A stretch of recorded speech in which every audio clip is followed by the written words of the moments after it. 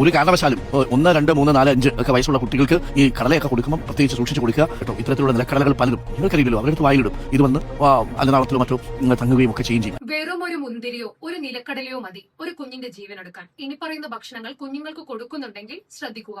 ഒന്നാമത്തേത് മുഴുവൻ മുന്തിരി. മുന്തിരി കുഞ്ഞുങ്ങൾക്ക് കൊടുക്കുമ്പോൾ എപ്പോഴും 4 കഷ്ണങ്ങളാക്കി മാത്രം കൊടുക്കാൻ ശ്രദ്ധിക്കുക. അടുത്തത് നിലക്കടല, ബദാം, പിസ്ത, കശുവണ്ടി പോലുള്ള മുഴുവൻ നട്ടുകൾ.